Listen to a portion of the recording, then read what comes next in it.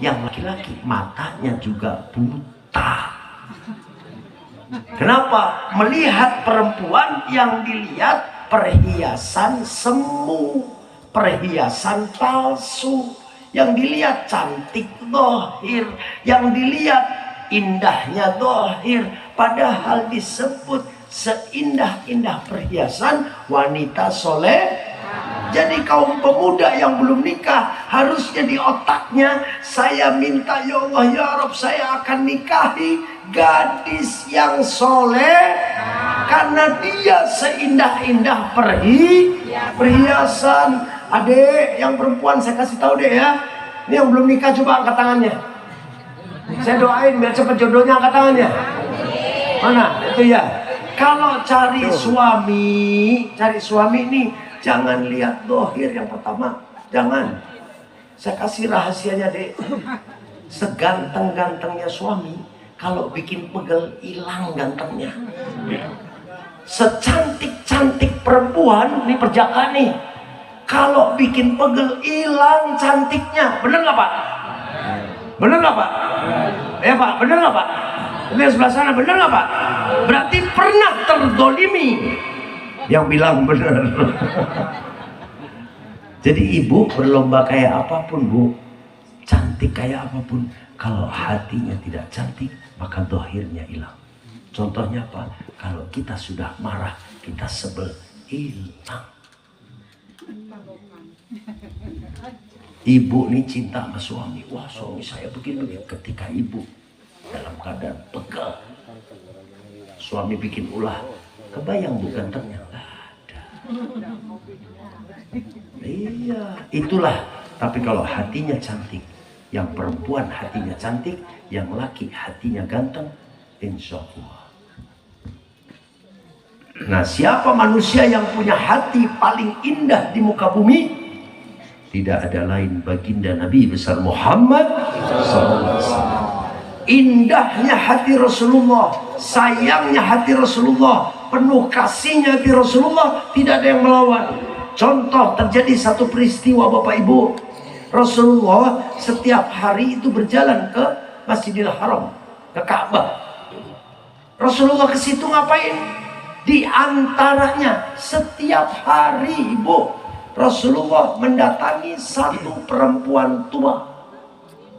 Nenek-nenek sudah tua, buta matanya, ompong giginya, setiap hari disuapin sama Nabi. Disuapin sama Nabi. Ibu tahu yang dilakukan si nenek ini? Disuapin sama Nabi, tapi nenek ini sengaja duduk di dekat Ka'bah, setiap hari memaki-maki Muhammad bin Abdullah. Kebayang nggak ibu bapak sekalian, umpama saya nih, saya nyuapin nenek-nenek, tapi nenek-nenek tiap hari maki-maki saya ke orang. Jadi nenek-nenek ini sengaja bu, dia sengaja di dekat Masjidil Haram, dekat Ka'bah, karena Ka'bah itu pusat perdagangan dulu, tempat ibadah, tempat pasar dan sebagainya. Sengaja nyebut Nabi, disebut begitu, disebut tukang sihir, disebut pokoknya kejelekan semua. Tapi tiap hari yang nyuapin orang yang dimaki-maki. Kebayang apa? Bagaimana berliannya hati Rasulullah SAW. Sahabat diantaranya Sayyidina Abu Bakar memperhatikan.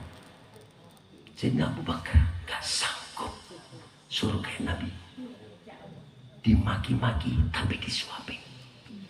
Coba bayangin kita tetangga baru gak enak, ngomong gak enak sedikit, udah gak mau kenal setahun. Ya kan? Baru salah kirim WA, salah bikin status, gak mau kenal, blokir, delete. Rasulullah SAW tiap hari ibu, tiap hari nyuapin, tiap hari dimaki-maki sampai Nabi meninggal. Ceritanya nih, sampai Rasulullah meninggal. Begitu meninggal Sayyidina Abu Bakar, para sahabat ini semampu mereka meneruskan apa yang dilakukan Rasulullah SAW. Di antaranya Sayyidina Abu Bakar teringat Rasulullah tiap hari nyuapin. Oh iya, Sayyidina Abu Bakar nyuapin. Nek, ini saya suapin. Ya, disuapin. Begitu masuk ke mulut nih nenek, sebentar langsung dilepeh. Wah, si nenek kaget saya Bakar. Kenapa Nek? Kamu bukan orang yang kemarin-kemarin nyuapin saya. Kok bisa tahu kata si Abu Bakar? Padahal buta. Wahai nenek, dari mana engkau tahu? Aku tahu, kamu bukan. Ngaku, kata neneknya. Betul Nek, saya bukan orang yang menyuapi engkau kemarin-kemarin itu. Sayyidina Abu Bakar nanya, dari mana Nek engkau tahu bahwa aku bukan sedangkan matamu buta? Apa jawaban nenek ini? Bu, Pak, yang kemarin nyuapin aku, dia tahu aku nggak punya gigi. Sehingga sebelum dia masukkan ke mulutku, dia kunyah dulu supaya lembut. Setelah lembut baru dimasukkan ke mulutku. Sedangkan engkau makanan masih keras, masih kasar, engkau sudah masukkan ke mulutku. Maka aku tahu bahwa engkau bukan yang kemarin. Nangis Bu Sayyidina Abu Bakar. Sudahlah dimaki-maki, Rasulullah masih sempet-sempetnya ngunyahin dulu karena tahu neneknya ompong. Coba Bu hatinya Nabi. Apa kata Sayyidina Abu Bakar? Wahai nenek, orang yang setiap hari engkau maki-maki, orang yang setiap hari engkau jelek-jelekan, dialah yang setiap hari menyuapi dirimu. Siapa? Muhammad bin Abdullah Rasulullah. Dialah orang yang setiap hari nyuapin engkau dan setiap hari engkau maki-maki. Pingsan itu nenek, bangun langsung minta disyahadatkan masuk Islam. Bayangkan, nah terus kita ngaku umatnya sedikit kayak kecipratan hati kayak Nabi. Jadi seorang pemaaf, jadi seorang pengasih, jadi seorang yang husnudzon berprasangka baik. Iya. Ada lagi satu cerita Bapak Ibu. Seorang pemuda Yahudi, setiap Nabi lewat, dia ludah. Ngeludahin Nabi. Meludah ngejek tahu kan? Lewat. Sahabat itu sudah gak kuat, ya Rasulullah, izinkan aku bunuh nih pemuda Yahudi ini. Jangan. Biarkan, dia gak ngerti cara meludah. Jadi bukan jawabannya gini, biarin dia ngeludahin saya begitu, biarin nanti dia kena. Enggak, dia belum tahu cara meludah yang benar. Kebayang nggak? Nanti besok-besok nih Bapak umpama difitnah sama orang, ngomong, biarin, dia belum tahu cara ngasih kabar yang benar. Bisa gitu, bisa. Nah, Rasulullah setiap lewat begitu Bu, diludahin, Rasulullah diam. Suatu hari pemuda ini tidak meludahi. Sahabat cari tahu, Yahudi teh kamana teh? Ternyata Yahudi ini terkena penyakit mulut. Terkena penyakit mulut. Sahabat semua senyum. Sama bahasa ayeuna, kawalat tah. Kawalat ka Nabi tah. Nabi dikabarin, ya Rasulullah, ternyata pemuda Yahudi itu tidak meludah lagi. Dia sakit ya Rasulullah, dan penyakit mulut yang dia derita. Oh, ini Nabi ini. Nabi berdiri pergi ke pasar beli buah. Beli buah, datang ke si Yahudi ini, dijenguk yang sakit.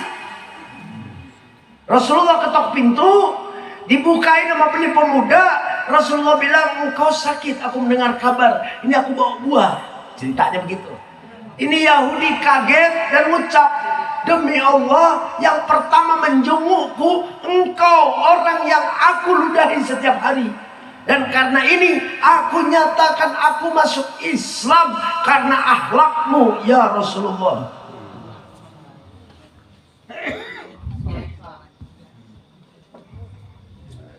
Nah kita gimana?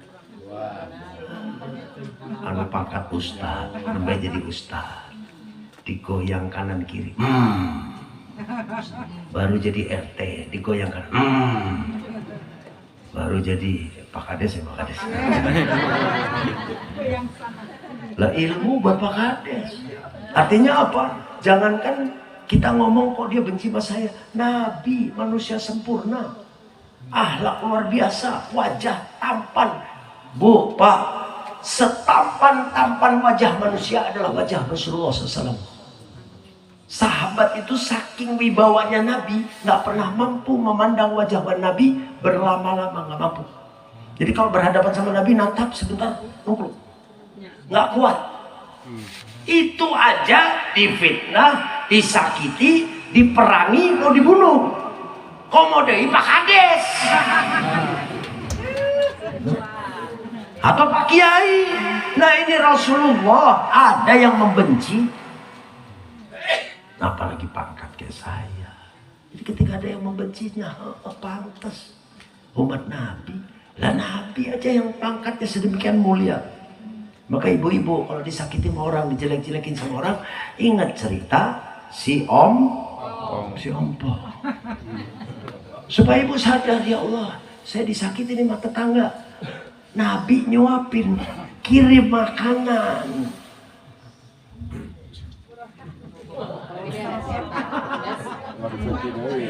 Ya Bu ya, mau begitu Bu? Iya, jadilah orang yang mulia. Kenapa? Yang untung kita kok. Hadirin hadirat rahimakumullah. Rasulullah SAW sangat cinta kepada kita melebihi cinta kita ke diri sendiri. Ya, saya ingatkan berkali-kali nih, hadirin. Nabi Rasulullah SAW cintanya ke kita lebih cinta Nabi ke kita dibanding kita cinta sama diri sendiri. Dari mana, Bib? Saya ceritakan Bapak Ibu sekalian, supaya kita tuh pertama punya rasa malu sama Nabi. Terus yang kedua apa? Muncul rasa suka, muncul rasa, ya Allah, saya punya Nabi seperti ini. Gimana caranya supaya jatuh cinta sama Rasulullah SAW? Ya, satu saya akan cerita kisah bagaimana Rasulullah SAW terhadap umatnya.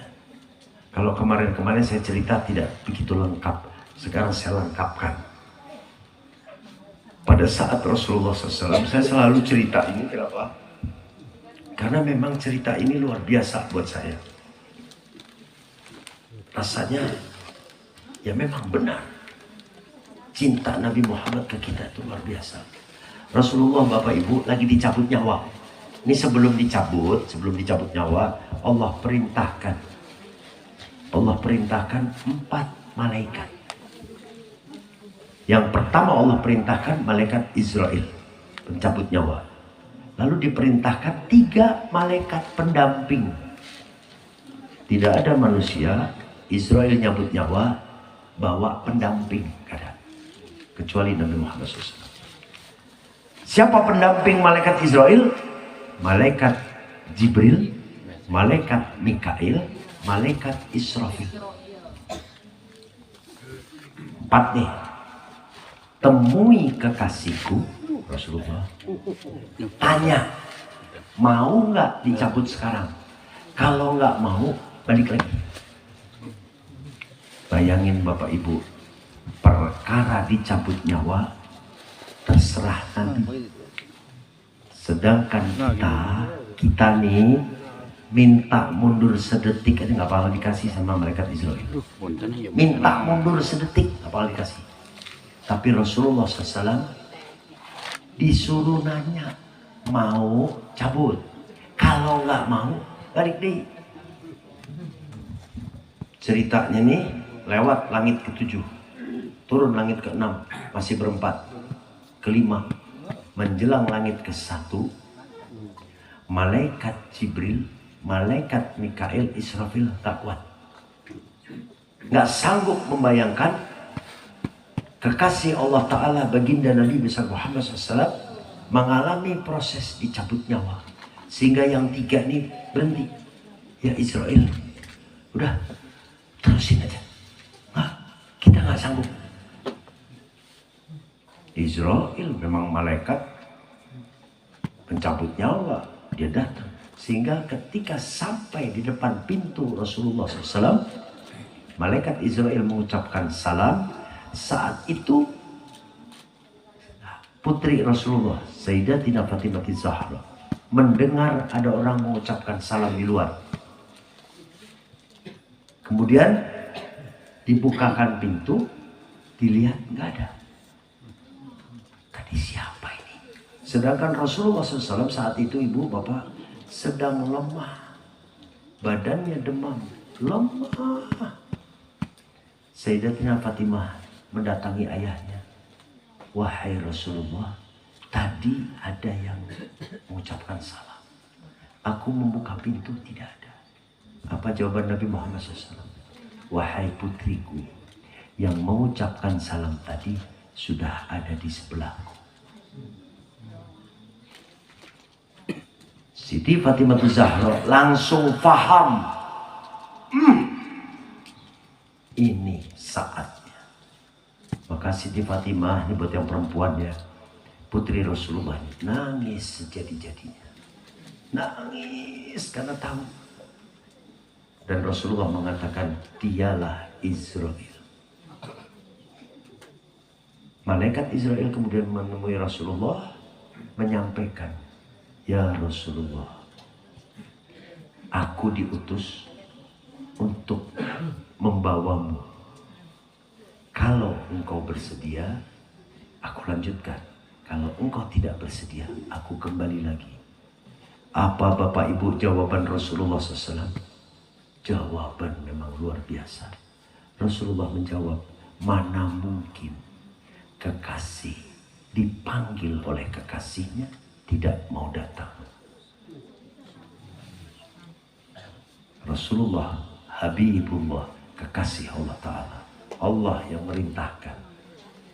Rasulullah nggak mundur sedetik pun. Coba orang Mekarjaya, Israel datang, ayeuna takumaha, Allah,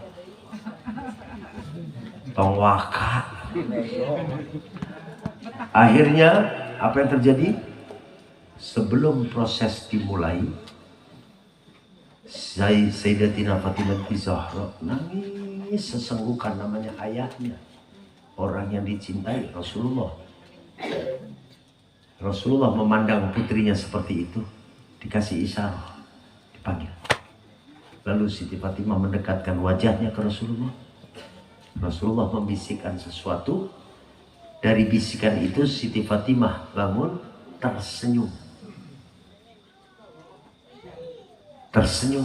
Suami Siti Fatimah, Sayyidina Ali karomah wajhu, ngelihat tadi istrinya nangis sesenggukan, dibisikin sedikit langsung senyum. Apa yang dibisikkan Rasulullah ini? Tapi karena situasi saat itu memang situasi yang amat sedih, sehingga Sayyidina Ali juga terlarut. Malaikat Israel mulai, Bu, Pak, menjalankan tugas. Ruh Rasulullah dicabut perlahan. Nah, mulai di sini nih Bapak Ibu, cinta Nabi Muhammad SAW dibuktikan ke kita. Ruh lagi dicabut di tengah. Orang kalau mau meninggal Bapak Ibu, orang muslim nih, dingin awalan dari kaki, naik ke betis, naik ke paha, naik ke perut, baru naik. Orang muslim. Orang kafir awalan dingin kepala.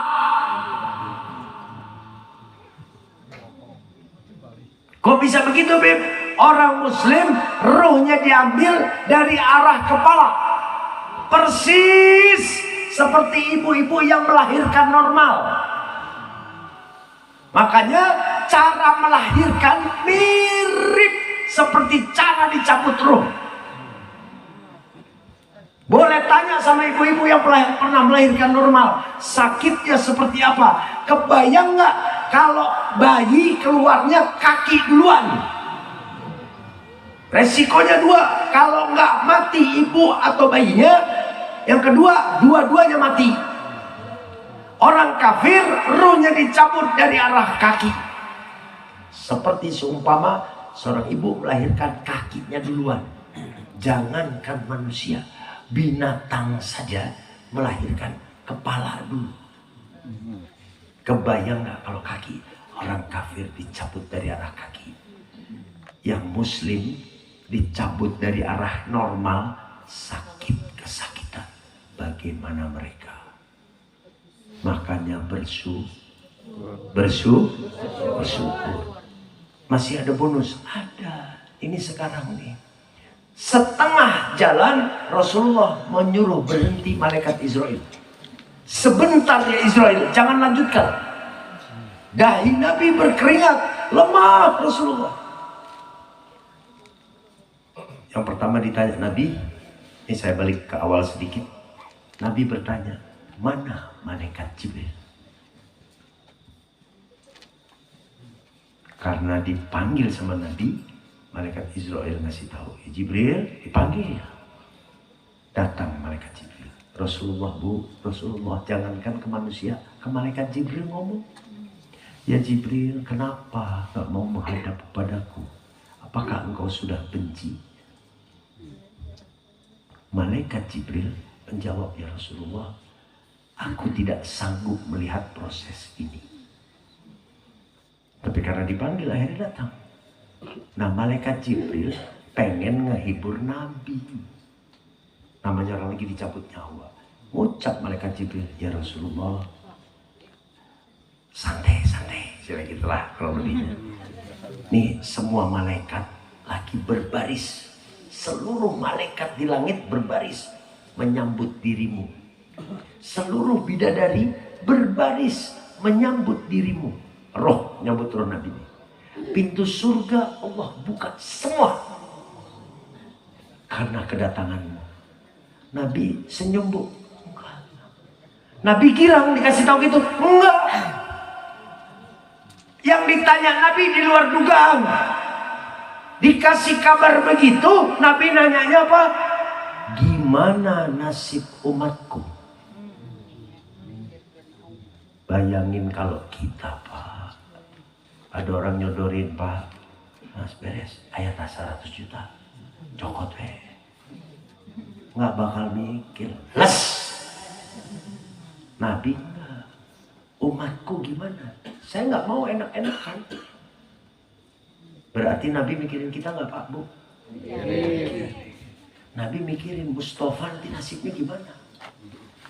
Nabi mikirin Bapak nanti nasibnya gimana? Nabi mikirin nanti Ibu nasibnya gimana? Dipikirin sama Nabi, ditanya sama Jibril. Ya Jibril, nasib umatku bagaimana? Malaikat Jibril tidak bisa menjawab, balik lagi. Akhirnya Allah Ta'ala memberitahu, malaikat Jibril datang lagi. Ngasih tahu, ya Rasulullah, tidak boleh umat lain masuk surga sebelum semua umatmu masuk habis. Bayangkan Ibu, kalau kita alhamdulillah. Ibu pernah ngebayangin nggak Bapak? Umat Nabi Isa, umat Nabi Musa, umat nabi-nabi yang lain mendengar ini. Artinya apa? Belakangan. Sedangkan umat terbanyak adalah umat Nabi Muhammad SAW. Setelah semuanya masuk surga, baru boleh umat yang lain diberi kabar begitu. Rasulullah tersenyum. Selesai sampai di situ cinta Nabi. Dilanjut nih, dicabutnya. Berhenti ya Israel. Saya mau nanya, kata Nabi, apakah dicabut nyawa sakitnya kayak begini? Saya kalau ngulang-ngulang saya cerita ini dimanapun tempat, setiap kali saya bicara bab ini tentang Rasulullah bertanya sakitnya seperti ini cabut nyawa, saya gemetar. Kenapa? Lah kalau Nabi saja sakit, lah apalagi saya. Kalau Nabi kesakitan, sedangkan Nabi kekasih Allah Ta'ala, maksum dari dosa. Rasulullah nggak punya dosa. Rasulullah khuluqul adim, dengan akhlak yang mulia. Udahlah pokoknya top. Sakit. Lah terus model Mustafa bagaimana? Malaikat Israel menjawab, Bapak Ibu, ya Rasulullah, belum pernah aku mencabut roh seseorang selembut mencabut rohmu, sehati-hati mencabut rohmu. Berarti apa Bapak Ibu? Malaikat Israel udah hati-hati pelan. Nabi berasa sakit. Nah terus kalau kita gimana? Bapak mau tahu Pak? Pak, mau tahu Pak sakitnya dicabut nyawa? Digambarkan ada dua, menggambarkan sakitnya dicabut nyawa. Seperti orang dibeset kulit dari bawah sampai atas sekaligus 70 kalinya. Nah kita kebeset silet aja nih sedikit kayak apa? Ada lagi yang menggambarkan sakitnya dicabut nyawa seperti orang yang dihunjam dengan pedang, 300 pedang berbarengan. Itu dicabut nyawa sakit normal. Belum ada embel-embel plus maksiat plus. Apa Bu, Pak? Gemeteran saya membayangkan sakitnya dicabut nyawa, tapi malu luar biasa ke Rasulullah dengan apa yang dilakukan Nabi Muhammad SAW. Ketika mendengar seperti itu dari Israel, Rasulullah berdoa, Ya Allah, Ya Rabb, pindahkan rasa sakit seluruh umatku ketika dicabut nyawanya, pindahkan sekarang kepadaku. Artinya apa Bapak Ibu? Kalau sakit, rasa sakit dihitung 300 tikaman, kalau umat Nabi Muhammad SAW umpama ada 1 miliar manusia, Rasulullah siap nanggung 300 miliar tikaman.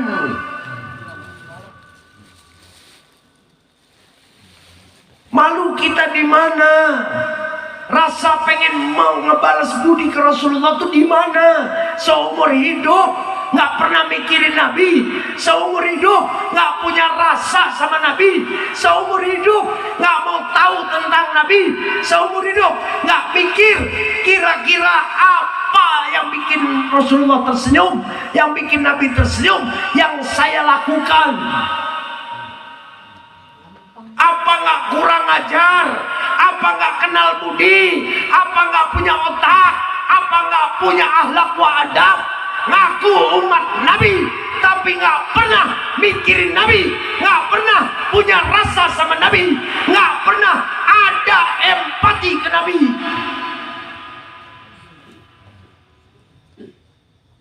Iya, saya mah nggak peduli. Mau imamah sampai sini, mau rida panjangnya 7 meter, mau pesantren 30 tahun. Bagi saya ketika dia tidak punya mahabbah kepada Rasulullah, dia tidak punya akhlak wa adab kepada Nabi, dia tidak punya rasa ke Nabi, bagi saya dia percuma jadi manusia.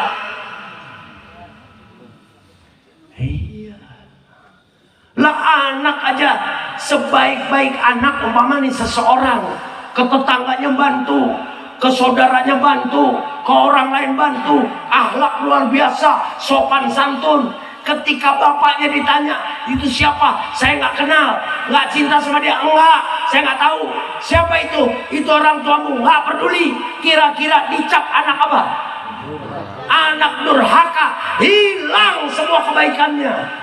Sama ketika kita ahli ibadah, kita ibadah tiap hari, kita berbuat baik tiap hari, sodako tiap hari, tapi kita nggak kenal Nabi, nggak tahu Nabi, nggak punya rasa sama Nabi, nggak ada mahabbah sama Nabi, nggak punya cinta sama Nabi, sama seperti anak durhaka.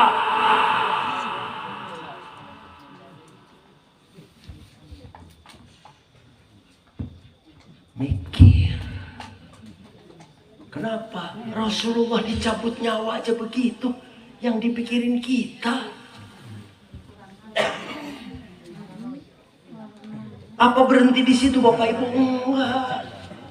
Sudahlah, Nabi minta supaya sakitnya dipindah. Proses berjalan, ketika roh sudah di akhir, di ujung, Nabi masih nyebut ummati, ummati, ummati. Masih dipikirin lagi sama Nabi. Berhenti sampai di situ? Enggak Bapak Ibu. Ini nih yang paling harus disadari. Sampai yaumil kiamah Rasulullah dibikin sibuk sama kita. Apa itu yang dibikin sibuk? Setiap umatnya bermaksiat, Nabi yang minta ampun sama Allah Ta'ala. Artinya apa? Mustafa yang maksiat, Nabi yang minta ampun.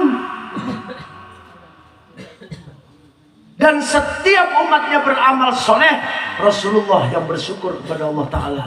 Pertanyaannya begini Bapak Ibu, tidak usah dijawab, jawab dalam hati semuanya. Seumur hidup saya sampai dengan malam ini, sampai dengan detik ini, berapa kali saya bermaksiat?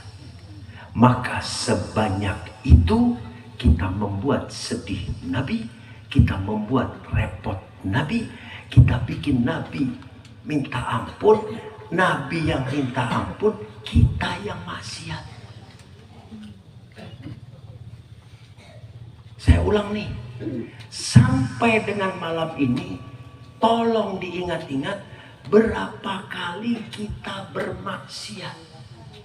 Sebanyak itu Bapak Ibu, sebanyak itu kita bikin sedih Nabi, bikin repot Nabi, bikin Nabi minta ampun sama Allah Ta'ala, padahal kita yang berbuat.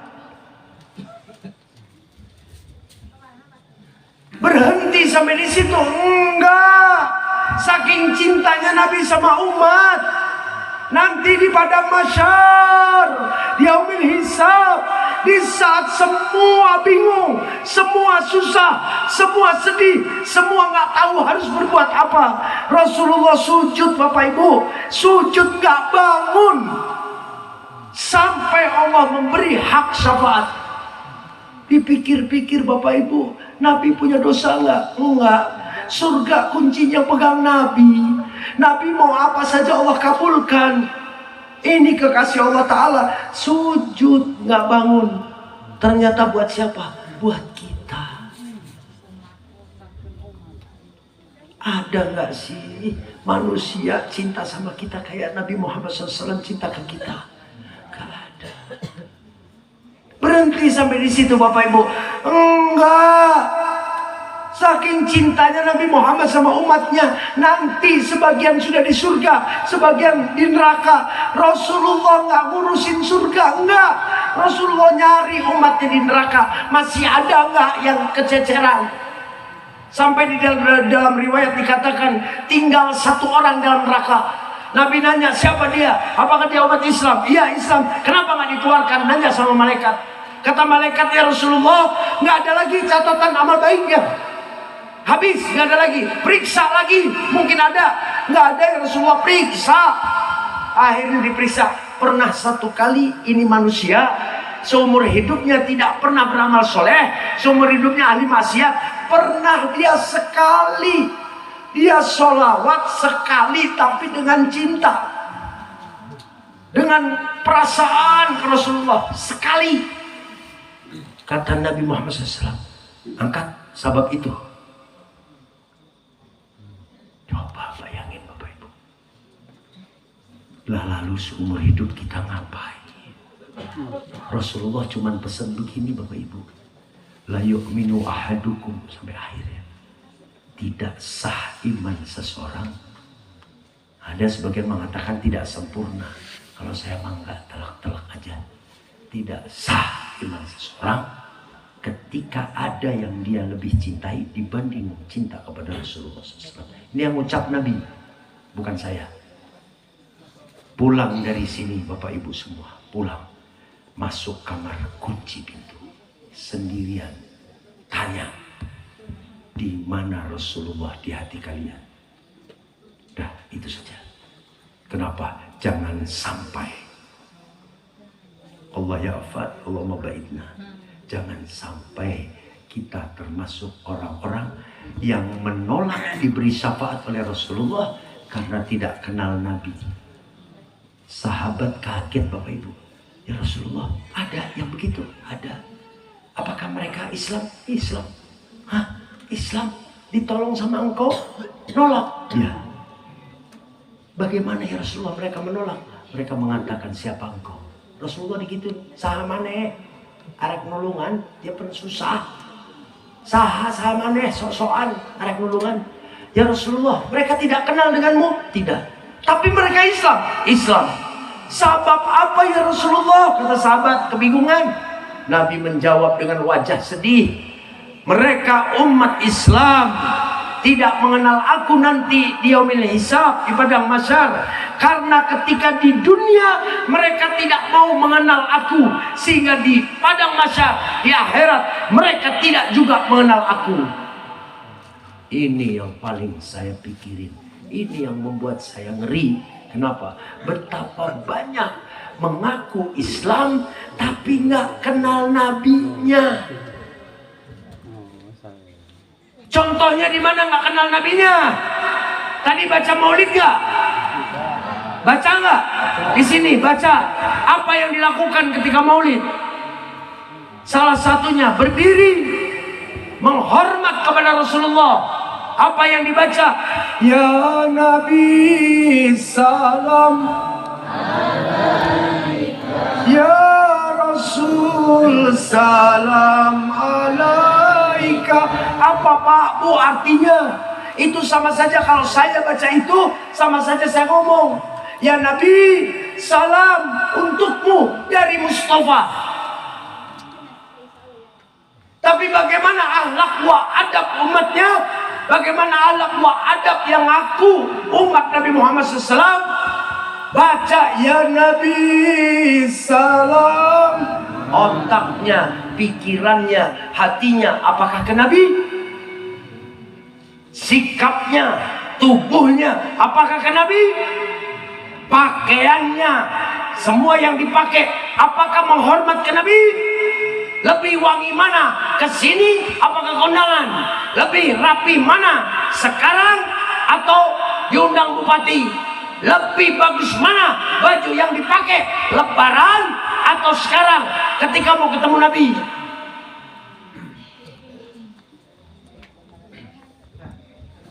Iya. Periksa sendiri-sendiri. Acaranya jelas maulid. Yang dibaca marhaban ya marhaban wilujeng sumping ya nurul aini wahai cahaya mataku, marhaban jadal Husaini wilujeng sumping kakek Sayyidina Hasan Sayyidina Husain. Berarti siapa? Rasulullah. Kita yang ucap wilujeng sumping, kita yang mengharap Rasulullah datang, tapi diri kita tidak menyatakan siap. Contohnya apa? Masih ada yang merokok, pakaian seadanya, wala parfum, wala rapi, wala mandi, wala. Sehingga apa? Lebih bersih ketemu bupati, lebih bersih ketika kondangan dibanding ketika akan bertemu baginda Nabi besar Muhammad SAW. Pulang nanti pikirin, sudahkah akhlak kita seperti itu ke Nabi? Artinya apa? Nabi jadi nomor 100. Kalau bapak-bapak diundang ke istana oleh presiden, terbayang gak persiapannya? Mungkin bingungnya 1 bulan. Pakaian harus gimana ini? Ini gimana ini? Kunaon sih Pak? Diundang presiden. Presiden dibanding Nabi, debu. Debu yang paling debu. Gubernur dibanding Nabi, ya Allah, nggak kelihatan dah. Jelas undangan, hadirilah maulid baginda Nabi besar Muhammad SAW. Dibacakan maulid, dibaca ya Nabi salam alaika, marhaba, dibaca tola'al badru alaina. Itu para perempuan Madinah ngelihat Rasulullah jauh di atas onta, saking bunga-bunga.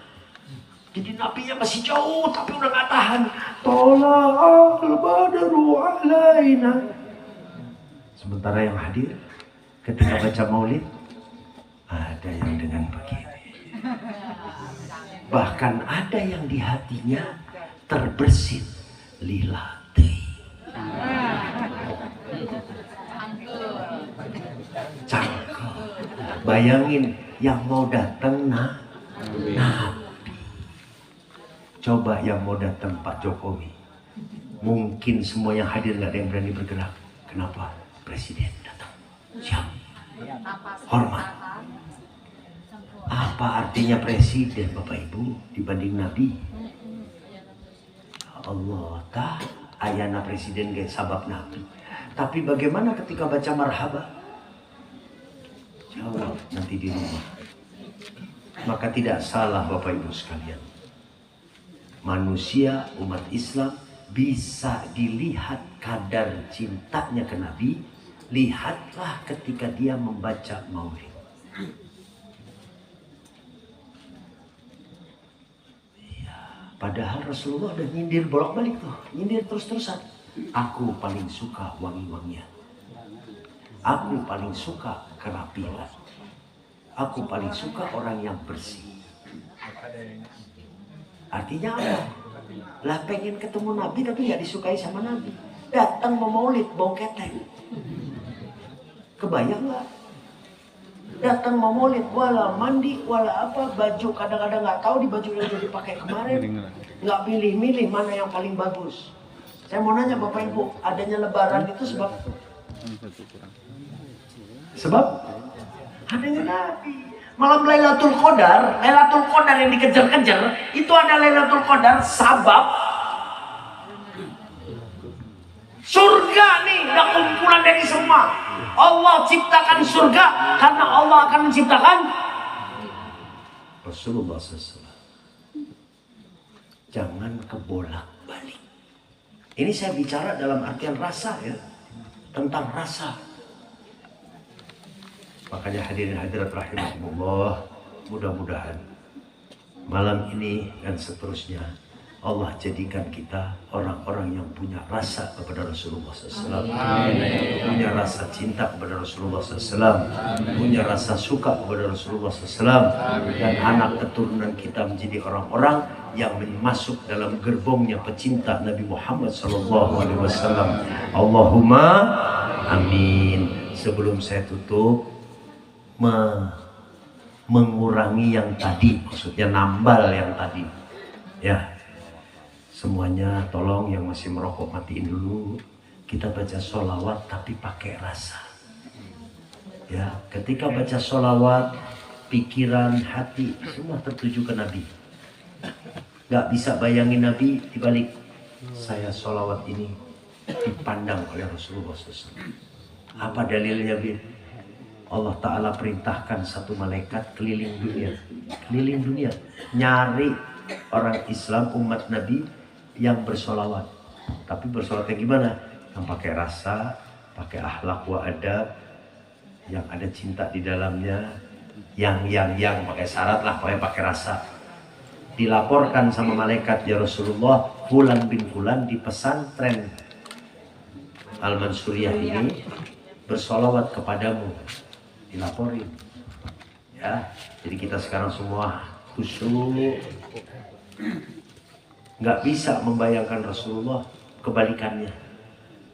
Ya Allah, semoga Rasulullah memandang diriku, semoga sholawatku ini sampai kepada Rasulullah SAW, dan mudah-mudahan jadi saksi nanti yaumil hisab di padang mahsyar sebagai modal kita memperoleh syafaat baginda Nabi besar Muhammad. Baik, ayo kita bareng-bareng. Sallallahu ala Muhammad. Keluarkan suaranya. Sallallahu alaihi wasallam. Sallallahu ala Muhammad. Sallallahu alaihi wasallam. Ya Nabi, salam alaika. Ya Rasul, salam alaika. Ya Habib, salam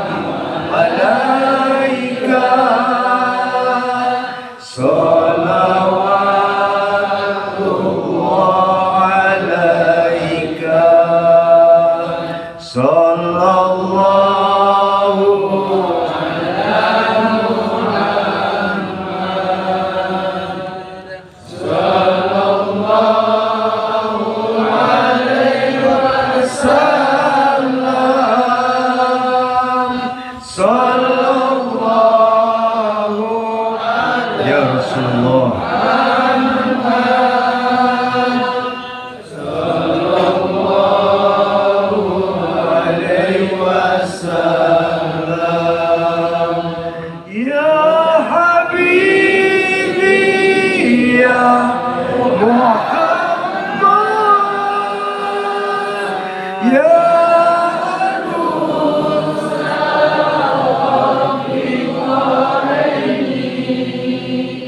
Ya Habibi ya Muhammad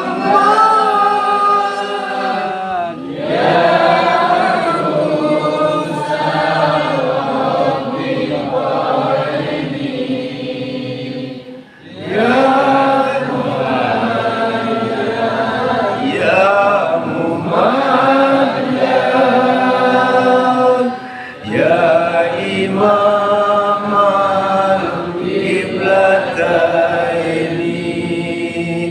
Ya Nabi, salam alaika. Ya Rasul, salam alaika. Ya Habib, salam alaika.